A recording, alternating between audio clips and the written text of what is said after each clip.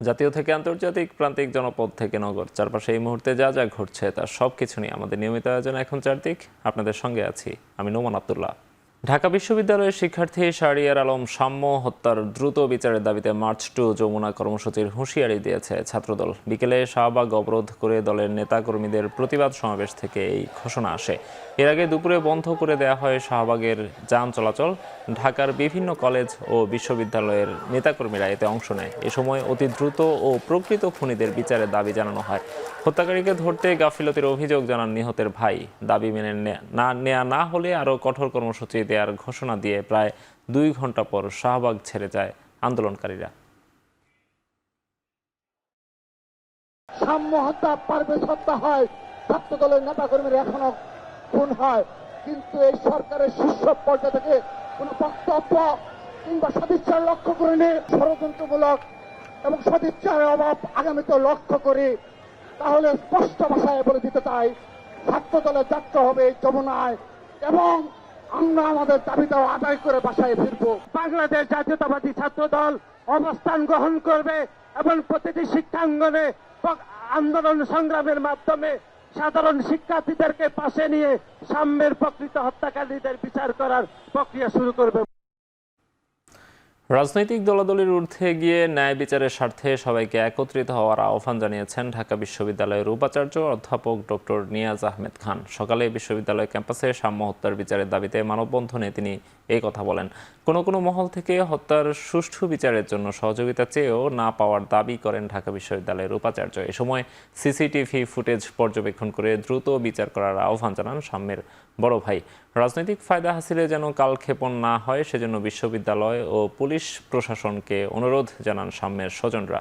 গত মঙ্গলবার রাত 12টার দিকে সোহরাওয়ার্দী উদ্যানের মুক্ত মঞ্চের পাশে দুর্বৃত্তের ছুরিকাঘাতে নিহত হন শাহরিয়ার আলম সাম্য। একটি ইন্ডিপেন্ডেন্ট তদন্ত কমিটি চালিয়ে নিয়েছে আমাদের অত্যন্ত শক্তিশালী একটি কমিটি, আমাদের কলা অনুষদের ডিন মহোদয়ের নেতৃত্বে এবং আমাদের আইনের ডিন মহোদয়ের সদস্য আছেন। রাজনৈতিক দলাদলির ঊর্ধ্বে উঠে সবাইকে সাথে নিয়ে এই মর্মন্তুর হত্যাকাণ্ডের বিচার দ্রুততম সময়ে করতে এবং এই ব্যাপারে আমাদের তরফ থেকে যা করণীয় আমরা করব, আপনার তরফ থেকে যা করবে সেটা আপনি করবেন এবং সবাই মিলে আমরা পুলিশের সহযোগিতা চাই। রাজধানীর সরকারি 7 কলেজের অন্তর্বর্তী প্রশাসক হচ্ছেন ঢাকা কলেজের অধ্যক্ষ অধ্যাপক AK-M ইলিয়াস। একই সাথে ঢাকা কলেজের অধ্যক্ষ হিসেবে আগামী 2 বছরের জন্য চুক্তিভিত্তিক নিয়োগ পেয়েছেন তিনি। 7 কলেজের অন্তর্বর্তী প্রশাসক নিয়োগের বিষয়টি নিশ্চিত করে ইউজিসি চেয়ারম্যান সোমবারের মধ্যে প্রজ্ঞাপন জারির আশা করেন। এদিকে ঢাকা কলেজের অধ্যক্ষ হিসেবে চুক্তিভিত্তিক নিয়োগের প্রজ্ঞাপন জারি করেছে জনপ্রশাসন মন্ত্রণালয়। 2016 সালে 7 কলেজকে ঢাকা বিশ্ববিদ্যালয়ের অধিভুক্ত করার পর থেকে নানান বৈষম্যের অভিযোগে শিক্ষার্থীদের আন্দোলনের মুখে গত 27 জানুয়ারি অধিভুক্তি বাতিলের সিদ্ধান্ত নেয় কর্তৃপক্ষ। আর এই 7টি কলেজকে নিয়ে একটি পূর্ণাঙ্গ বিশ্ববিদ্যালয় গঠনের সিদ্ধান্ত নেয় বিশ্ববিদ্যালয় মঞ্জুরি কমিশন।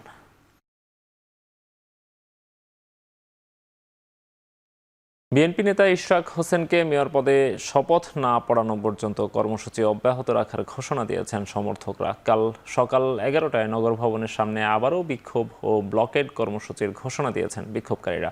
5ম দিনের মতো ইশরাক হোসেনকে মেয়র পদে না বসানোর প্রতিবাদে ঢাকাবাসী ব্যানারে বিক্ষোভ করে তার সমর্থক ও অনুসারীরা। সকাল 9টায় বিক্ষোভ শুরু হয়। এ সময় ডিএসসিসির প্রধান সড়কে যান চলাচল বন্ধ হয়ে যায়। তালা ঝুলিয়ে দেওয়া হয় নগর ভবনে প্রবেশের সব ফটকে। এছাড়া নগর ভবনে স্থানীয় সরকার মন্ত্রণালয়ের উপদেষ্টার অফিসেও তালা লাগিয়ে দেয় বিক্ষোভকারীরা। স্থানীয় সরকার মন্ত্রণালয়ের উপদেষ্টা আসিফ মাহমুদের পদত্যাগ দাবি করেন বিক্ষোভকারীরা। এদিকে টানা আন্দোলনে নগর ভবনে অচলাবস্থা সৃষ্টি হয়েছে। বন্ধ রয়েছে আঞ্চলিক সেবা কার্যক্রমও। এতে ভোগান্তিতে পড়ছেন সেবাগ্রহীতারা। জাতীয় নির্বাচন ইস্যুতে শেখ হাসিনার সুরে কথা বলছে অন্তর্বর্তী সরকার, এমন অভিযোগ করে বিএনপির স্থায়ী কমিটির সদস্য আমির খসরু মাহমুদ চৌধুরী ডিসেম্বরের মধ্যেই নির্বাচনের দাবি জানিয়েছেন। দুপুরে বনানীতে তার কার্যালয়ে সাংবাদিকদের সাথে আলাপে একথা বলেন তিনি। কেন নির্বাচনী কার্যক্রমের দিকে আগানো যাচ্ছে না, কেন নির্বাচনের রোডম্যাপ দিতে দেওয়া হচ্ছে না, কেন তাদের দায়িত্বে যেগুলো পড়ে এই সমস্ত কর্মকাণ্ড নিয়ে তারা এমন ভাব করছে অ্যাজ ইফ তারা একটা ইলেক্টেড গভর্নমেন্ট, তারা একটা দীর্ঘমেয়াদী দেশ পরিচালনা করবে। ওই যে শেখ হাসিনার মতো আমার কাছে মনে হয় মাঝে মাঝে যে আমরা এত উন্নয়ন করতেছি, নির্বাচন এগুলোর কোনো গুরুত্বপূর্ণ কিছু না, এরকমই তো মনে হচ্ছে, তাই না? সময় মতো নির্বাচন না দিলে যে আন্দোলন গড়ে উঠবে তা কেউ ঠেকাতে পারবে না বলে হুঁশিয়ারি দিয়েছেন বিএনপি চেয়ারপারসনের উপদেষ্টা জয়নুল আবেদিন ফারুক। জাতীয় প্রেস ক্লাবে এক আলোচনা সভায় তিনি বলেন, কাউকে কাউকে সুবিধা দেওয়ার জন্য সরকার নির্বাচন নিয়ে টালবাহানা শুরু করেছে। আপনারা বিলম্বিত না করে দেশে একটি সুষ্ঠু নির্বাচনের ব্যবস্থা করে দেন। কবে দেবেন নির্বাচন? আজকে রোববার, সোমবার, মঙ্গলবার, বুধবার, বৃহস্পতিবার, শুক্রবার, বলে দিতে অসুবিধাটা কোথায়? আমার মনে হচ্ছে, আমি একজন ক্ষুদ্র রাজনৈতিক কর্মী হিসেবে, যে সরকার নির্বাচন নিয়ে তালবাহানা শুরু করেছে কারো কারো ইশারায়, কাউকে কাউকে আরো শক্তি জোগাড় করার জন্য একটা ব্যবস্থা করছে। ইসলামী বিধান সমাজে প্রতিষ্ঠিত হলে সর্বত্রই শান্তি বয়ে আসবে, এমনটাই মন্তব্য করেছেন জামাতে ইসলামীর আমির ডক্টর শফিকুর রহমান। বিকেলে মিরপুরের শেওড়াপাড়ায় এক সুধী সমাবেশে তিনি এই কথা বলেন। ইমাম সাহেব তার মন গড়া পদ্ধতিতে এই সালাত আদায় করেন নাই। তিনি সালাতটা আদায় করেছেন আল্লাহর হুকুম মাফিক, মুহাম্মদুর রাসূলুল্লাহ সাল্লাল্লাহু আলাইহি সাল্লামের তরিকা মোতাবেক। এই জন্য শান্তিতে ভরে যায় আমাদের দিল এবং মসজিদ। তাহলে আল্লাহর এই যে বিধানটা নামাজের জন্য দেওয়ার কারণে মসজিদের ভিতরে শান্তি আসলো, আল্লাহর কি বিধান আমার সমাজের জন্য নেই? অবশ্যই আছে। মেগা প্রকল্প বাদ রেখে 2025-26 অর্থ বছরের জন্য 2,30,000 কোটি টাকার বার্ষিক উন্নয়ন কর্মসূচি এডিপি অনুমোদন দিয়েছে জাতীয় অর্থনৈতিক পরিষদ। দুপুরে রাজধানীর শেরেবাংলা নগরে এনএসি সম্মেলন কক্ষে একনেক পরবর্তী সংবাদ সম্মেলনে কথা জানান পরিকল্পনা উপদেষ্টা ওয়াহিদ উদ্দিন মাহমুদ। আমি বলবো যে এবারের বাজেট যেমন শৃঙ্খলা পুনরুদ্ধারের বাজেট, তার মানে হলো যে অন্যভাবে বলতে গেলে হলো যে এটা কোনো দায়িত্ব জ্ঞানহীন বাজেট হবে না। এখানে এমন ব্যয় থাকবে না যেটা সাময়িকভাবে মনে হবে জনতুষ্টির, কিন্তু আসলে পরে এর দায় গিয়ে পড়বে পরবর্তী বাজেটের, আরও পরের বছরের বাজেটের উপর। অর্থনীতির স্থিতিশীলতা রক্ষা, বাজেটের নিয়মানুবর্তিতা, শৃঙ্খলা এবং ঘাটতি কমিয়ে আনা, এগুলি পুরো বাজেটের লক্ষ্য। ভারতের আমদানি নিষেধাজ্ঞায় বিভিন্ন স্থলবন্দরে বন্ধ রয়েছে তৈরি পোশাক ও প্রক্রিয়াজাত খাদ্য রপ্তানি। এমন অবস্থায় বেনাপোল, ভোমরা, আখাউড়া, বাংলাবান্ধা, সোনা মসজিদ সহ বেশিরভাগ স্থলবন্দরে আটকে আছে নানা পণ্যবাহী ট্রাক। হঠাৎ নিষেধাজ্ঞার কারণে ভোগান্তিতে পড়েছেন রপ্তানিকারকরা। অনেকেই না জেনে তাদের পণ্য নিয়ে বন্দরে পৌঁছে পড়েছেন বিপাকে। যৌক্তিক কারণ ছাড়া এমন নিষেধাজ্ঞায় দুই দেশই ক্ষতিগ্রস্ত হবে বলে মনে করছেন ব্যবসায়ী নেতারা। এর আগে শনিবার স্থলবন্দর দিয়ে বাংলাদেশের তৈরি পোশাক ও কিছু প্রক্রিয়াজাত পণ্য আমদানির উপর নিষেধাজ্ঞা জারি করে ভারতের বৈদেশিক বাণিজ্য অধিদপ্তর। এর ফলে কেবল মহারাষ্ট্রের নবসেবা ও পশ্চিমবঙ্গের কলকাতা সমুদ্র বন্দর দিয়ে বাংলাদেশের তৈরি পোশাক ভারতে প্রবেশের অনুমতি পাবে।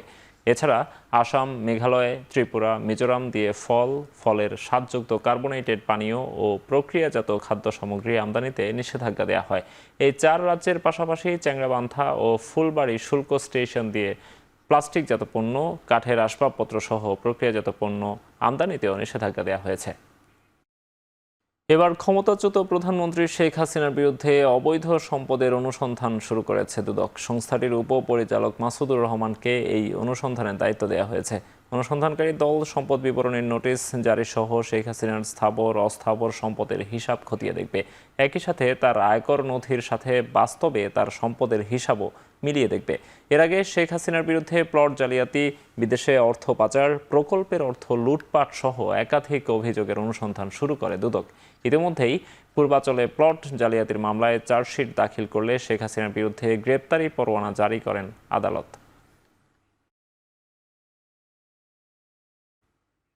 অভিনেত্রী নুসরাত ফারিয়াকে আটক করা হয়েছে। রোববার দুপুরে থাইল্যান্ড যাওয়ার সময় হজরত শাহজালাল আন্তর্জাতিক বিমানবন্দর থেকে ইমিগ্রেশন পুলিশ তাকে আটক করে। নুসরাত ফারিয়ার বিরুদ্ধে 2024 সালের বৈষম্য বিরোধী ছাত্র আন্দোলন চলাকালীন রাজধানীর ভাটারা থানায় একটি হত্যা চেষ্টা মামলা রয়েছে। মামলায় আন্দোলনের বিপক্ষে অবস্থান নিয়ে আওয়ামী লীগের অর্থের যোগানদাতা হিসেবে আসামি করা হয় ঢাকাই চলচ্চিত্রের জনপ্রিয় নায়িকা নুসরাত ফারিয়াকে। শাহজালাল বিমানবন্দর থেকে আটকের পর তাকে ভাটারা থানায় স্থানান্তর করা হয়েছে।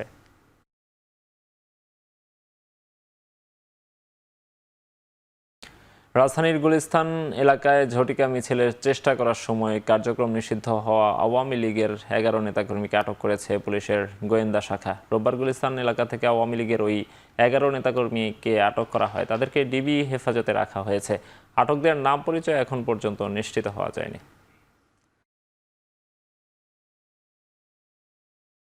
8 মে শেষ হওয়া কনক্লেভে নির্বাচিত হওয়ার পর আজ আনুষ্ঠানিকভাবে দায়িত্ব নিলেন পোপ চতুর্দশ লিও। ভ্যাটিকানে হওয়া অভিষেক অনুষ্ঠানের ধর্মসভায় 267তম পোপকে দায়িত্ব বুঝিয়ে দেওয়া হয়।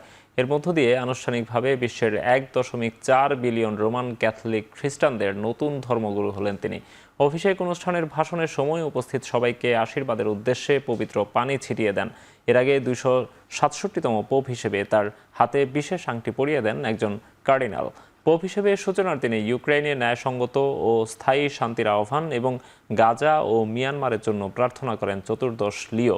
অভিষেক অনুষ্ঠানে মার্কিন ভাইস প্রেসিডেন্ট, ইউক্রেনের প্রেসিডেন্ট, কানাডার প্রধানমন্ত্রী সহ বিভিন্ন দেশের সরকার ও রাষ্ট্রপ্রধান, উচ্চপদস্থ কর্মকর্তা ও মন্ত্রীরা উপস্থিত ছিলেন।